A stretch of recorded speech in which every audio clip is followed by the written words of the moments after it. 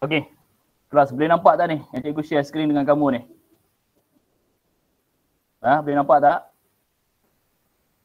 Boleh cikgu. Okey, terima kasih. Hari ini cikgu nak sambung ajar kamu berkaitan dengan subtopik 7.2 iaitu titik tengah dalam sistem koordinat kartes. Ini adalah dalam muka surat 132 dalam buku teks matematik kamu. Okey, untuk mempelajari titik tengah di antara titik tengah dalam sistem koordinat kartes. Okey. Kamu tengok kat sini dulu. Tolong perhatikan. Sekejap .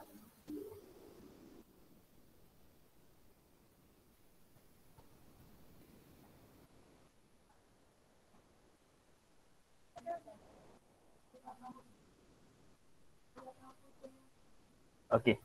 Apa yang dimasukkan dengan titik tengah?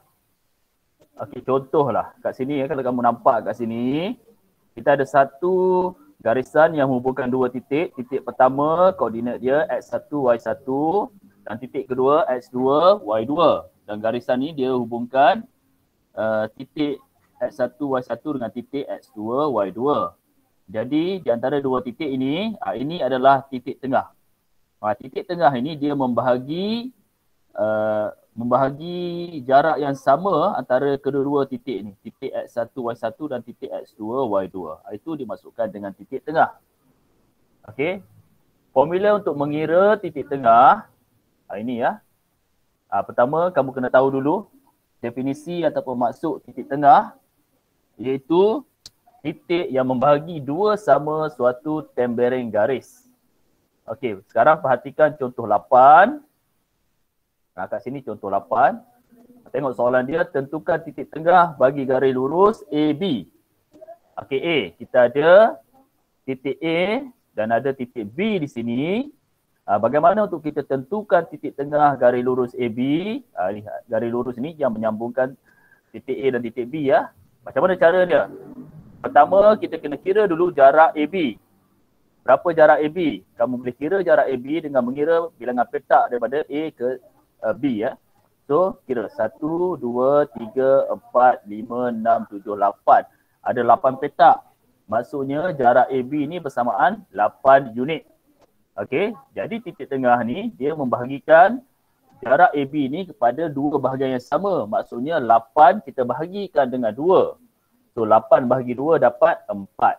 4 maksudnya 4 petak. Jadi titik tengah bagi garisan AB ni berada pada kedudukan 4 petak daripada titik A ataupun 4 petak daripada titik B. So daripada titik A ni kamu kira 4 petak. 1, 2, 3, 4. So di sini. So maksudnya titik tengah bagi garis AB ini adalah titik P. Ini jawapan dia, titik P. Dah diberi penyelesaian kat bawah ni. Titik tengah bagi garis lurus AB ialah titik P. Ini ya, P jawapan dia. Tengok yang B pula, diberikan ada dua titik di sini, titik A dan titik B. Kamu kena tentukan titik tengah bagi garis lurus AB ni. Okey. Di sini kamu perhatikan ada simbol dua ni ya. Simbol A ke D ya. A ke D ada dua simbol ni. Maksudnya jarak A ke D ni adalah sama dengan jarak D ke B. Okey. Jadi disebabkan jarak A ke D adalah sama dengan jarak D ke B, jadi titik D adalah titik tengah bagi garis lurus AB. Bukan titik C ya. Sebab itu jawapan untuk B ni adalah titik D ni. Sebab jarak AD dia sama dengan jarak DB. Itu maksud titik tengah. Okey, kita tengok contoh yang seterusnya, contoh 9. Okey. Contoh 9 ni berpandukan kepada rajah ni, sebuah segitiga bersudut tegak. Okey, soalan dia, okey, P, titik P ialah titik tengah bagi garis lurus AB. Okey, tentukan koordinat P. Macam mana kita nak tahu koordinat titik tengah bagi garis lurus AB? Macam mana nak buat kalau soalan macam ni? Sebab garis AB ni adalah garis condong. Garis AB ni dia tidak selari dengan paksi X dan tidak selari dengan paksi Y. So, pertamanya nak kira macam mana? Okey, untuk kaedah yang ini, okey, pertama nak tahu titik tengah dia, kita kira jarak. Okey, sekejap . Okey, tengok kat sini. Ini kaedah dia. Untuk contoh 9 tadi ya. Langkah pertama, tentukan titik tengah bagi garis lurus AC dan BC. So garis lurus AC ni kita kena tahu titik tengah dia dulu. Macam mana nak tahu titik tengah garis lurus AC? Kita kira jarak daripada A kepada C. Kira bilangan petak dia ada berapa. Daripada A. 1, 2, 3, 4, 5, 6. Ada 6 petak. Kalau 6, 6 bahagi 2 dapat 3. Jadi titik tengah AC berada kedudukan 3 petak daripada titik A. So kira 1, 2, 3. So di sinilah. Di sini adalah titik tengah bagi garis lurus AC. Okey, kemudian kita cari pula titik tengah bagi garis lurus BC. Titik tengah garis lurus BC macam mana nak tahu? Okey. Okey. Pertama nak tahu titik tengah garis lurus BC. Okey, daripada apabila kamu dah tahu tadi ya, dah tahu titik tengah bagi garis lurus AC ni, kamu kena gunakan jangka lukis. Kena guna satu jangka lukis. Menggunakan jangka lukis, kamu bina satu garis pembahagi dua sama serenjang yang melalui titik tengah AC tadi. Akan dapat macam ni lah. Akan dapat satu garis lurus ni. Garis lurus ni dia melalui titik tengah AC. Macam mana nak lukis ni garis lurus ni?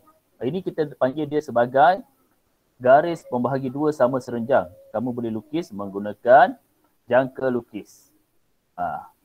Macam mana cara dia? Kamu buka jangka lukis, letak hujung jarum pada titik A dan satu hujung jangka lukis, pensel tu kamu letak pada titik tengah ni, pada titik kat sini. Kemudian kamu buat satu lengkungan dekat atas. Okey, kemudian jangka lukis yang sama, kamu jangan ubah jarak dia. Kali ini jarum jangka lukis kamu letak pada titik C. Okey, dan satu hujung jangka lukis lagi yang ada pensel, kamu letak dekat sinilah titik sini. Okey, kemudian kamu buat satu lengkungan dekat atas. Kamu akan dapat satu persilangan di sini. Kemudian di sini pun sama, guna jangka lukis yang sama tadi. Jarak dia kamu jangan ubah. Kali ini hujung jangka lukis yang ada jarum tu kamu letak pada titik C. Hujung satu jangka lukis tu yang ada pensel kamu letak dekat sini dan kamu bina satu lengkungan di sini.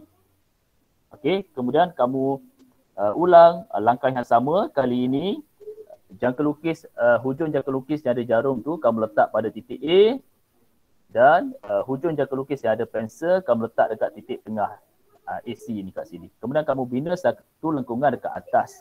Kamu akan dapat juga satu persilangan dekat atas sini. Apabila kamu dah dapat dua persilangan, kamu sambungkan persilangan ini, dia akan jadi satu garis lurus dan ini kita panggil sebagai garis pembahagi dua sama serenjang bagi titik AC dan BC. Okey? Okey. Kemudian langkah yang seterusnya, okey, kamu kena ini garis lurus CB ya. Daripada titik CB ni, okey, kamu cari titik tengah CB. Macam mana nak tahu titik tengah CB ni? Kamu kira bilangan petak daripada titik C ke B, kira 1, 2, 3, 4, ada 4 petak. Dari 4 bahagi 2 dapat 2. Maksudnya titik tengah garis CB ni daripada titik C kamu kira 1, 2. Dekat sinilah.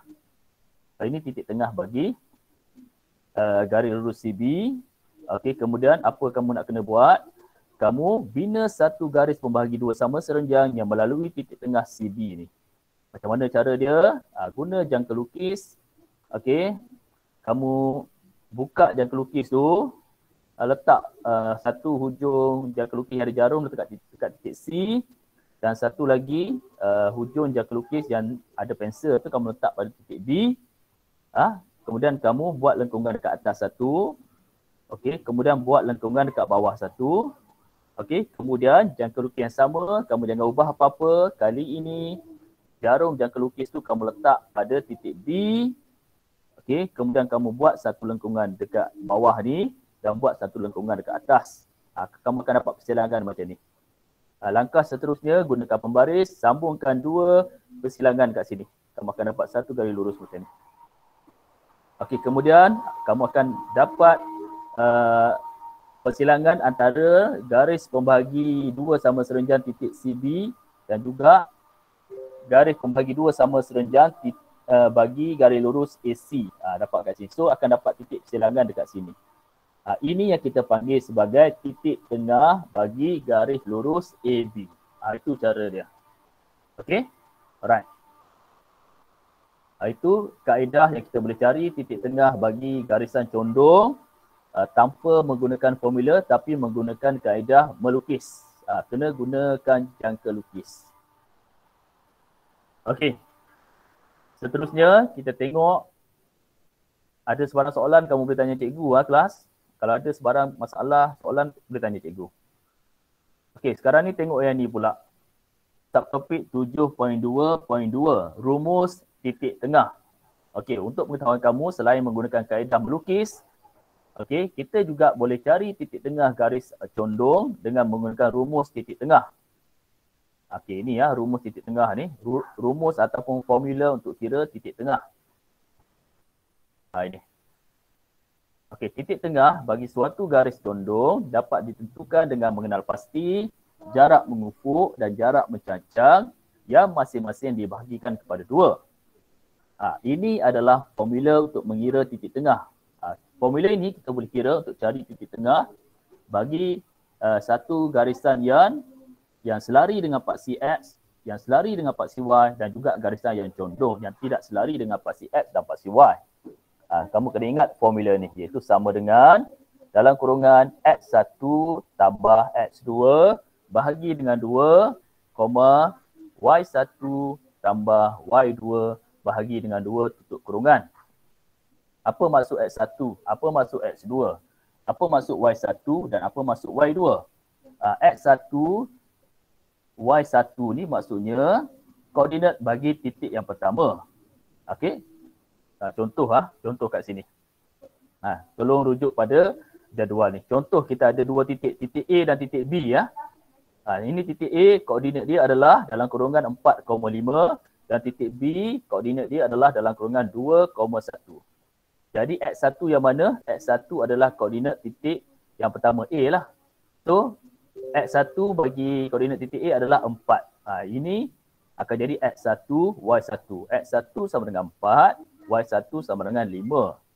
Dan X2 sama dengan 2 dan Y2 sama dengan 1. Okey, itu cara dia kita nak mengenal pasti X1, X2, Y1 dan Y2. Okey, kelas untuk pelajaran kita hari ini, cikgu cuma nak terangkan sampai kepada rumus titik tengah saja. Okey, seterusnya cikgu nak kamu buat sedikit latihan sedikit latihan saja. Okey, ini. Untuk hari ini, untuk latihan kamu hari ini, okey, cikgu nak kamu buat latihan jom cuba 7.2 dalam muka surat 138 dalam buku teks kamu. Okey, tolong jawab soalan 1 dan soalan 2. Ni soalan 1 A, B dan soalan 2 A, B, C. Okey, buat 2 soalan ni, buat dalam buku latihan matematik 2 kamu. Okey, itu saja kelas kita hari ini. Ada sebarang soalan kamu nak tanya cikgu? Ada tak? Tak ada. Kelas ada tak? Okey, tak ada. Okey, kalau ada soalan nanti kamu boleh tanya dalam Telegram pun boleh mesej cikgu Okey, itu saja kelas hari kita hari ini. Okey, terima kasih semua. Okey. Terima kasih cikgu. Okey, sama-sama.